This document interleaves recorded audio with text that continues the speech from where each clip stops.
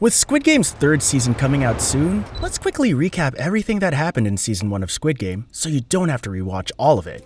Of course, the series starts with our main character, Mr. Song Gi-hun. Some of us definitely forgot about how much of a loser he was back at the beginning, as it was so long ago. Gi-hun was a divorced gambling addict who stole money from his own mother to bet on horse races with his best friend Jung-bae. He's almost unrecognizable compared to Gi-hun at the end of Season 2. Gi-hun wins big at the races and gets on a phone call outside with his daughter. Turns out that today is his daughter's birthday.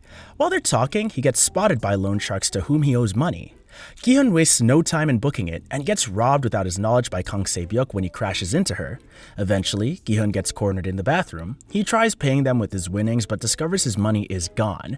Then is forced to sign a contract by loan sharks with his own blood. Talk about brutal. The fact that these are the same loan sharks we've warmed up to in Season 2 is crazy. And when he lets go, Gi-hun heads to a shop to try and win a present for his daughter at the claw machines. He fails, but a random kid helps him get a prize, and then they share a hug before Gi-hun leaves for his daughter's birthday dinner. The dinner, well, doesn't go so well. Turns out the prize Gi-hun won was a lighter disguised as a gun. Yeah, not the best look for our boy here. After Gi-hun drops her off, he misses his train and has to wait for the next. That's when the recruiter approaches him and offers him to play a game of dakji for money. Gi-hun gets slapped around by the recruiter before finally winning a round, which earns him 100,000 won and a business card. Unfortunately, Gi-hun had no idea what he was getting himself into. Gi-hun picks up food from his childhood friend Cho Sang-woo's mother before going home, and he finds out that his daughter is moving to America the next year with her family. Later that night, he calls the number on the business card and signs up for the games.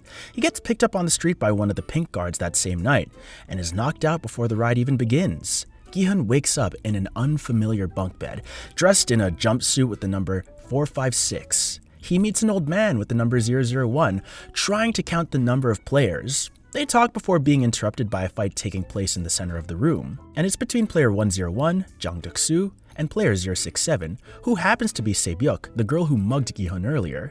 While Duk-soo is punching Se-byuk, Gi-hun jumps in and starts interrogating Se-byuk, trying to get her to give him his money. He and Duk-soo get into an argument, and at that moment, the guards enter the room. One of them explains that they must play 6 games over 6 days, and whoever was able to win them all would walk away with a cash prize. The players begin asking questions, and eventually one man, player 218, speaks up. In response, the guards play a video of the players getting slapped by the recruiter, and we find out that player 218 is Sang-woo, Gi-hun's childhood friend who was supposedly abroad. All of the players who are in massive amounts of debt sign a consent form and have their pictures taken before the first game, red light, green light. Before the game begins, Gi-hun tries talking to Sang-woo but gets brushed off. We see a man in all black who goes by the name Frontman on the telephone letting someone know that preparations for the game are complete. The players are given an explanation of the game, and with that, it starts. A giant doll at the end of the playing field calls out green light, and player 324 immediately rushes forward in an attempt to beat player 250, who he had a bet with. Unfortunately, he's still moving when red light is called, and he gets shot. At the next green light, player 250 checks on him and finds out that he really did get shot. He tries running away, but is also shot as well, and many attempt to run away and end up getting killed. By the end of the massacre, about half the players have been killed. Nobody wants to move, but player 001, the old man, keeps on playing like nothing happened. Eventually, the other players begin moving, but Gi-hun is still paralyzed on the floor. Sang-woo tells him to get up and points out the timer. Gi-hun is grabbed by a man who's been shot, and he pleads with Gi-hun to save him. But Gi-hun makes the choice to ignore him and keep on moving. The game goes on, and more people fall. Gi-hun trips over a dead player's arm and is about to go down when a hand grabs his jacket. It's player 199, Ali Abdul, holding him steady. At the next green light, the two of them make it across with only a second left. And that's where the first episode ends. A bloody start to a season that's only going to get more brutal from here. Episode 2 begins with circle guards burning the dead players' bodies, which have been placed in coffins which are then incinerated. One of them pushes at the top of their coffin in an attempt to get out, but a guard cruelly forces their fingers back in before drilling the box shut. The thought of being burned alive is absolutely horrifying. Poor players.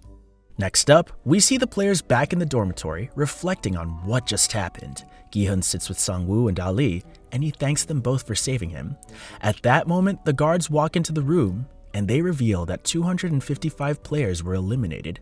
Player 212, Han Min-yo, gets on her knees and starts begging to be let go. Others join her, and eventually a small crowd is on their knees asking to be released. The guards remind them of the consent form they signed, but the players cause such a ruckus that a warning shot gets fired. Everybody quiets down, but Sang-woo speaks up and tells the guards that there was a clause that allowed the players to take a vote on whether or not they wanted to leave. Before the voting occurs, the guards announce the amount of money that has been accumulated as a result of all the deaths. They said that if they vote to leave, the money will instead be sent to the dead players' families. This gets some players to change their minds about leaving, including Min-yo, who votes O with zero hesitation. An argument breaks out between the players, but the guards break it up, and the voting continues. Eventually, the votes are tied, and player 001 is the deciding vote. He decides to pick X, meaning all the players are allowed to go home. They're all then taken out of the facility and dumped right on the side of the road, but not before the guard lets them know if the majority of the players agree to come back, the games will resume. Gi-hun and Se-byuk get dumped in the same place. Gi-hun helps untie her, and when she starts to leave, he begs her to untie him and swears on his mother's life that he wouldn't harass her for money again. Se-byuk agrees and frees him, and of course, Gi-hun tries pestering her for money as soon as he's freed. Sang-woo and Ali end up in the same place, and Sang-woo helps Ali out by letting him use his phone, buying him food, and giving him money to take the bus. In the morning, Gi-hun goes to the police station and reports the whole thing. The officers don't take him seriously at all, and well, think he's crazy. Gi-hun gives him the business card that he got, but when the officer calls the number, a random woman answers and freaks out at him. Gi-hun gets chased out of the station and tries calling himself, but it doesn't go through. Another officer, Hwang Jun-ho, notices the business card Gi-hun left behind and asks about it before leaving. Meanwhile, Gi-hun meets Sang-woo, and the two have a chat, and Sang-woo reveals that he's in even more debt than everyone thought. Gi-hun gets a call about his mother and rushes to the hospital, where the doctor reveals his mother has been suffering from diabetes.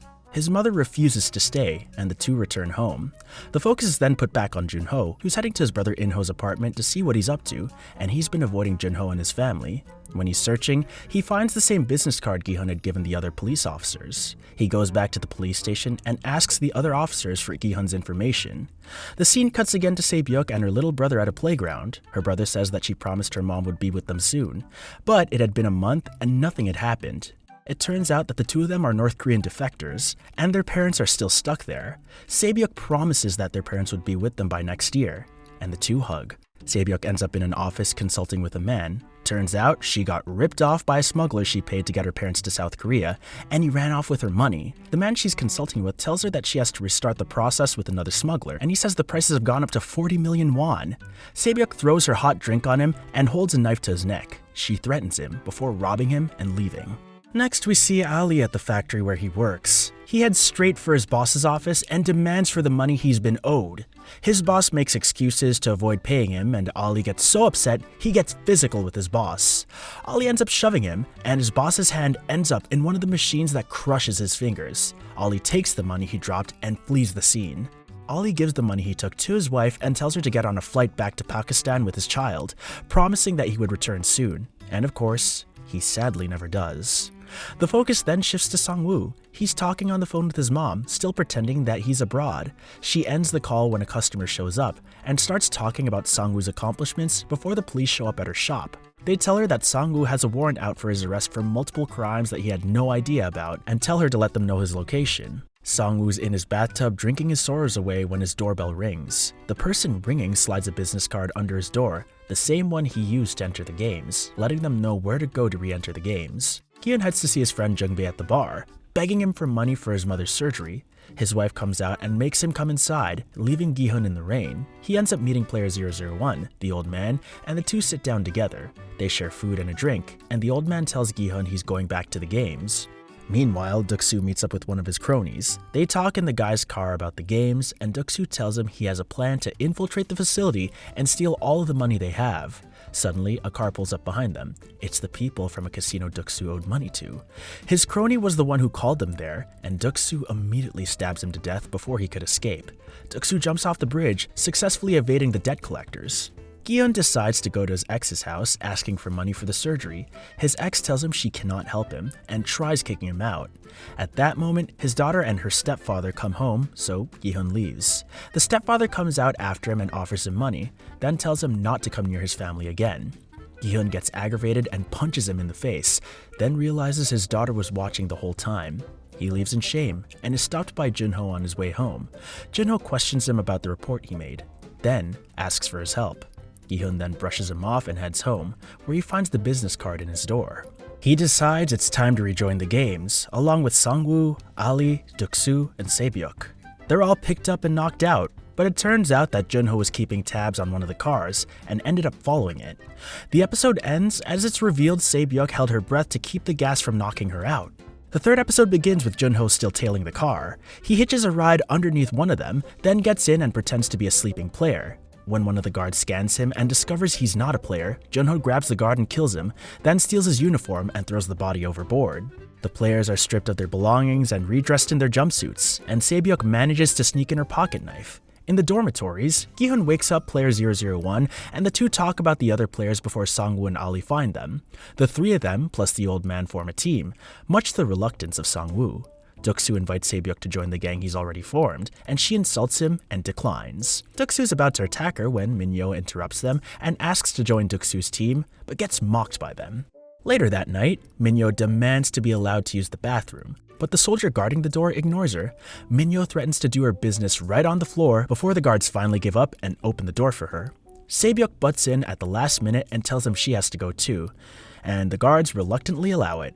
In the bathroom, Minyo pulls out the cigarettes that she snuck in and starts smoking before being interrupted by Saebyuk, who wants to get into the vents. Minyo ends up helping her out in exchange for being told whatever Saebyuk sees. She also creates a huge distraction so the guard doesn't get suspicious.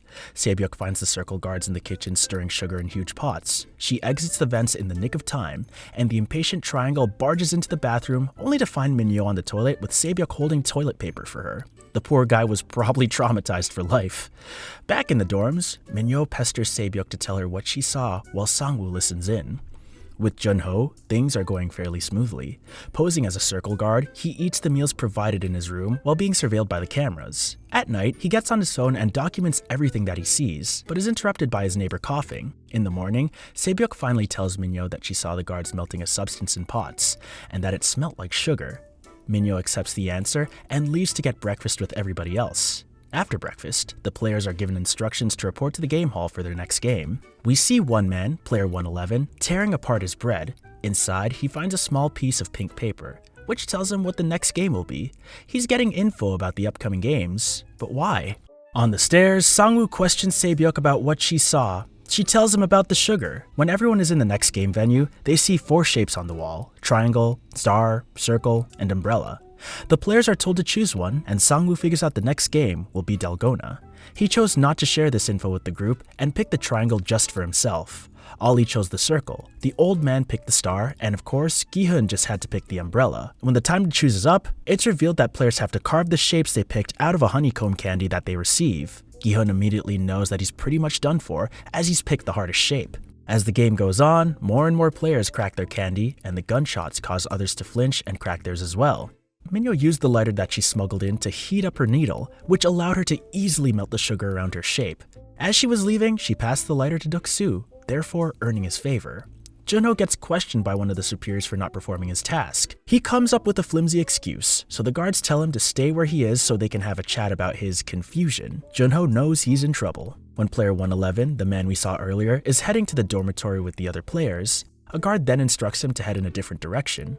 Another guard leads him away, proving that he's somehow in cahoots with these guards, who are tipping him off about what the next games will be. We still don't know what he's doing, but we'll find out soon. More and more players get their shapes out, but Gi-hun is running out of time. Luckily, he notices that the sweat dripping onto his cookie thinned out the sugar, so naturally, he starts licking the cookie like a maniac. Other players start copying him, resulting in almost everybody in the room licking their cookies like there's no tomorrow. Luckily, at the last second, Gi-hun manages to get his umbrella out of the candy. One man, player 119, cracks his cookie just at the last second. The guard is about to shoot him, but he pounces on the guard and stabs his needle into the guard's mask.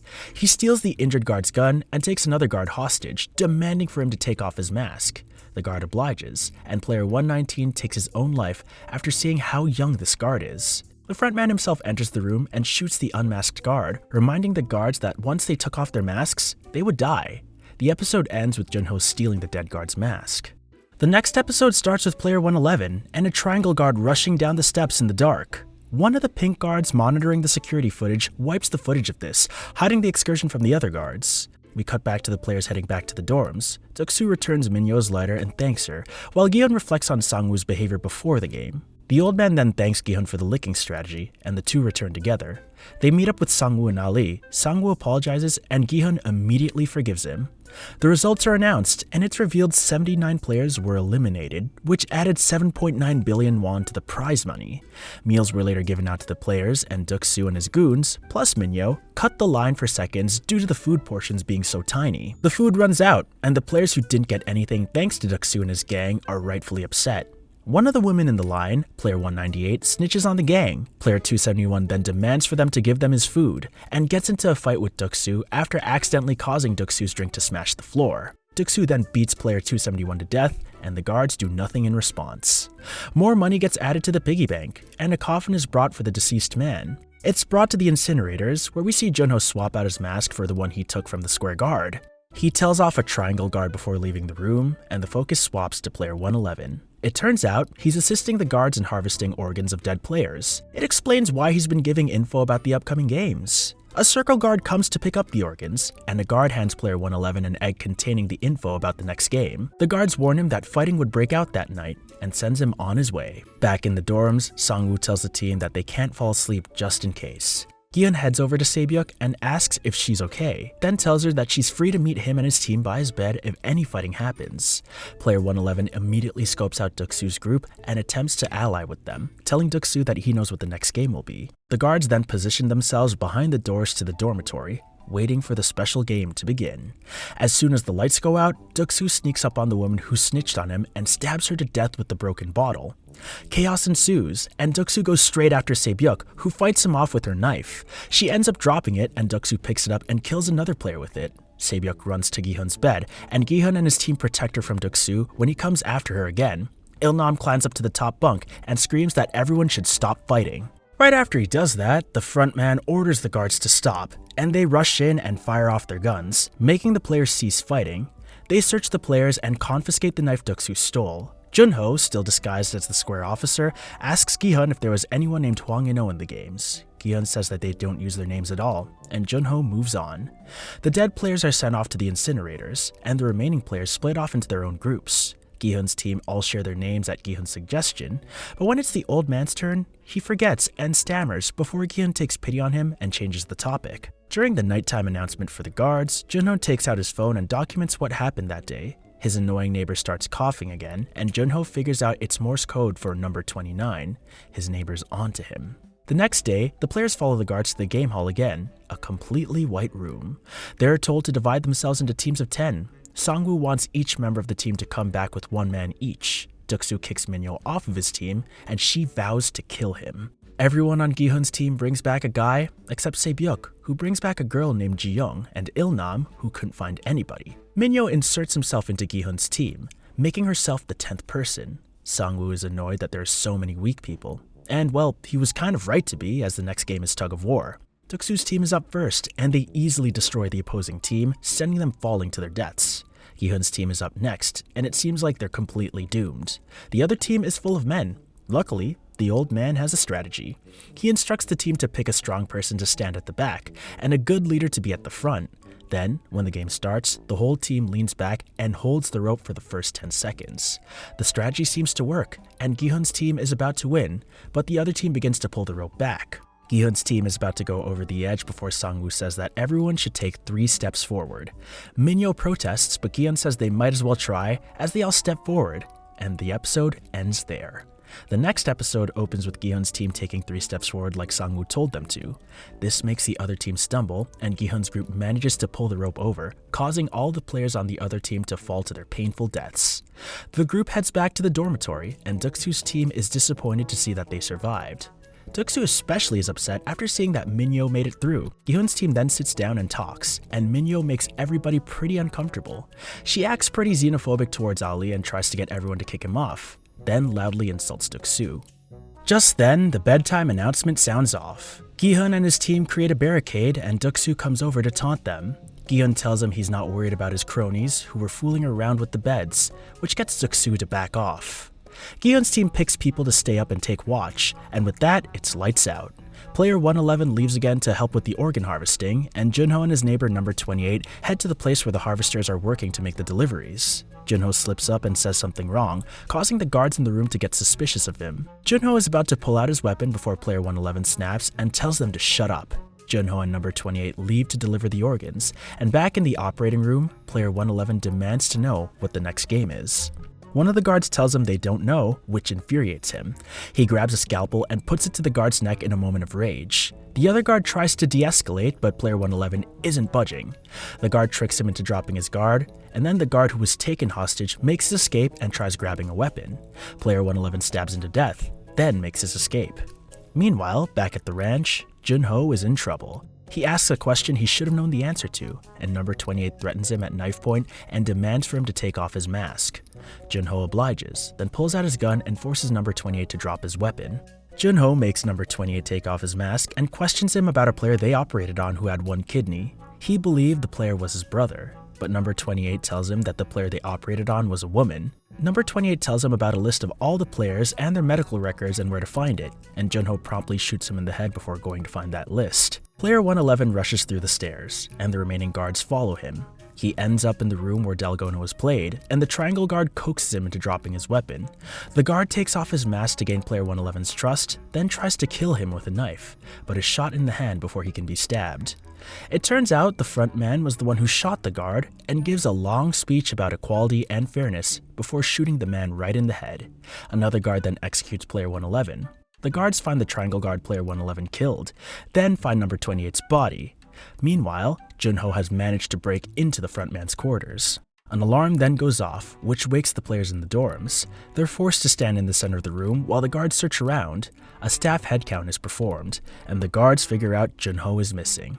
They're ordered to find him. Junho finds a room full of files and manages to locate the one for the 2015 games, the one his brother participated in and won, and the episode ends there. Episode 6 starts off with the guards still searching the dorms. The frontman decides to begin the next game right then, and while the players are walking up the stairs, they're met with a horrifying sight, before the guard puts a gun right to his head. Gi-hun and the old man finally begin their game, guessing odd or even. Around the same time, Duk-soo and his minions start theirs. Sang-woo apologizes to Ali and tells him he has a way for both of them to make it out alive. Gi-hun is down to his very last marble. He makes the wrong guess, but before the guard can kill him, then gives him a pouch full of rocks instead. Sang-woo then shows the guard all 20 marbles. He's about to exit the playing area with the guard when he hears Ali calling for him. Ali checks the pouch and realizes he was tricked. He sheds a few tears before being executed by the guard. Duk-soo only has one marble left and has to throw it into the pit he dug if he wants to win. He misses, but when the minion throws his marble, it hits the one Duk-soo threw, causing it to land in the pit. Duk-soo wins because of this, and the two are forced to keep playing. Jiyeon and Se-byuk finally start their game. They play a simple game, seeing who can throw their marble the furthest. Se-byuk goes first. But when it's Jiyoung's turn, she just drops her. Se-byuk is furious, but Jiyeong explains she has nothing to live for, while Se-byuk has her brother and her parents. The two cry before Jiyeong is shot. The old man wanders off, and Gi-hun gets angry again, desperately trying to get him to play another round. He finally agrees, and says the two should bet everything they have. Gi-hun then yells that makes no sense, but the old man asks if tricking him the whole time made sense, revealing that he knew what Gi-hun was up to, and says that they're Ganbu, and Ganbu share everything, no matter what. He hugs and thanks Gi-hun, while the younger man cries. Just before Gi-hun leaves, the old man says he finally remembers his name, Il-nam. Gi-hun leaves in tears as Il-nam is shot, and on that heartbreaking note, the episode ends. The 7th episode opens with the bodies from the last game being cleaned up. The front man, who is watching everything from the security room, calls someone asking if the intruder's been caught yet. Whoever's on the other end says they haven't, and the frontman says to hurry up, as the VIPs will be arriving very soon. All of the remaining players head back to the dorms, where they're surprised to see Minyo sitting in her bed, completely fine. Meanwhile, the frontman gets a call. He goes to pick up the phone, but pauses after seeing the way the phone was put down. After he's done with the call, he places the phone down a different way, then takes out a gun and begins searching for the intruder, and the other VIPs laugh at his expense. Multiple waiters wearing black masks are shown walking through the halls holding delicacies for the VIPs. One comes face to face with Junho, who knocks him out, steals his clothes, and poses as a waiter. He uses his phone to secretly record before going out.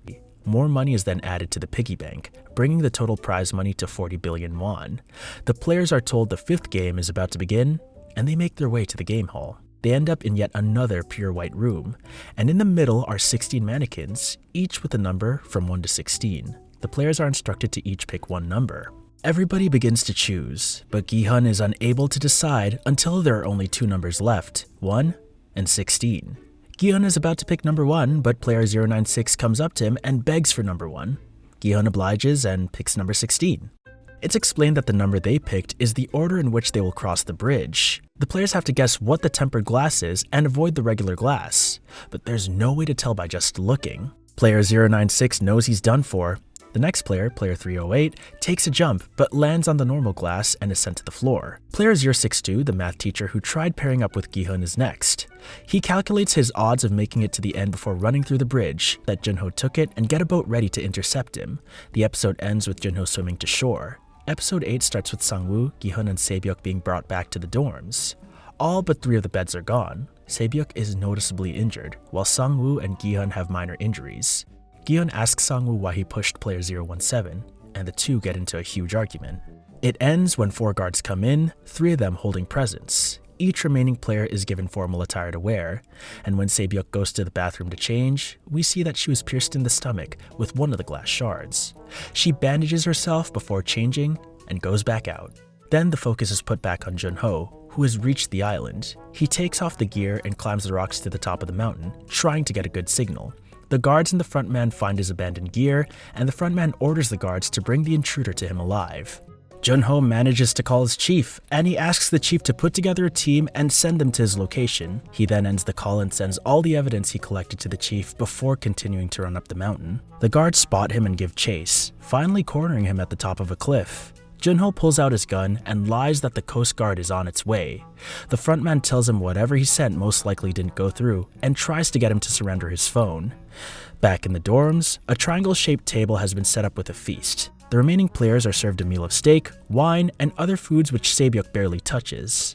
At the end, when the guards clean up, they take away all of the utensils except for one, the knife. Junho shoots the frontman in the shoulder, but the frontman tells the guards to not shoot and instead try to get Junho to come with him. Junho lowers his gun and asks who the frontman is. The frontman finally takes off his mask, revealing that he's Hwang In-ho, Junho's brother. In-ho once again tries getting Junho to come with him, but he refuses. The frontman reluctantly pulls out his gun and shoots Junho right in the shoulder, causing him to fall off the cliff right into the water. Later that night, none of the players are sleeping. Gi-hun goes to Se-byuk's bed and puts away his knife, proving he's not there to kill her. He says he has his knife out because he wants protection from Sang-woo. The two talk about their families, and they promise each other that if one of them dies, the other will use the winnings to help the deceased's family. Gi-hun notices Sang-woo is dozing off and takes out his knife, but Se-byuk tells him not to do it, that he's a good person. Gi-hun goes back to Se-byuk and notices the wound she was hiding. Se-byuk asks to go home, and Gi-hun bangs on the door and begs for the guards to come in and help her. The door opens, and the guards come in, but not to help her. They carry a coffin, and when Gi-hun turns around, he sees Sang-woo standing over Se-byuk's bed, covered in blood. He runs over and realizes that Sang-woo cut Se-byuk's neck, ending her life. Gi-hun picks up one of the knives and rushes at Sang-woo, ready to kill him, but a guard pushes him down. The guard puts Se-byuk in the coffin, and Gi-hun watches in tears. More prize money is added to the piggy bank. The scene shifts to the frontman, who's removed the bullet from his shoulder. He looks in the mirror and sees Junho looking back at him. The episode ends with the guards incinerating Se-byuk's body. The final episode begins with Sang-woo and Gi-hun in a tunnel. The guard tells them that for the final game, they'll flip a coin to decide who plays offense and who plays defense. The coin lands on the shape Gi-hun picked, so he gets to pick which role he wants to play.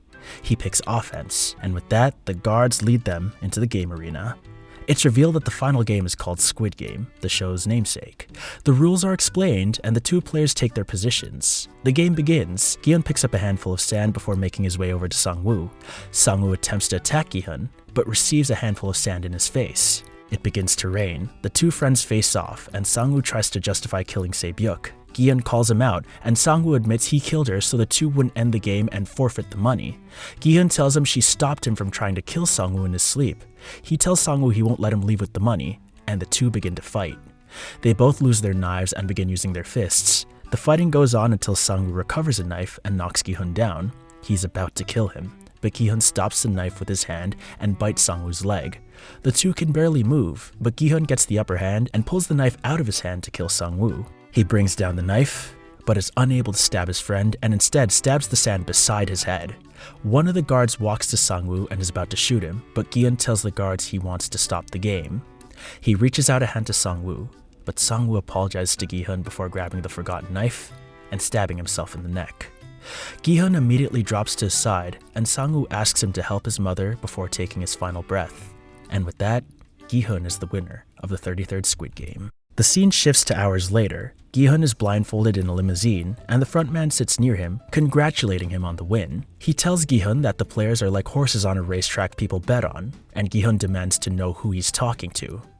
The frontman doesn't answer, and Gi-hun is knocked out. He's dumped on the side of the road, and a man preaching about Jesus rushes to his side. He takes off Gi-hun's blindfold, and Gi-hun coughs up a credit card. He goes to a bank and checks the balance on the card, 45.6 billion won. Gi-hun makes his way home, but is stopped by Sang-woo's mom. She gives him some fish, and Gi-hun pulls out the money to pay her. She refuses, and asks him if he's heard from Sang-woo. Before she can respond, she tells him to forget it, and sends him on his way. When Gi-hun gets home, he calls out for his mother. She doesn't respond, and Gi-hun searches the house. He finds her on the floor, and when he tries shaking her awake, he realizes that she's passed away. He lies down beside her and cries, holding onto her corpse. 1 year later, we see Gi-hun on a train. He looks unkempt and clearly hasn't been taking care of himself. He goes to the bank, and the financial advisor he's with asks how he can help.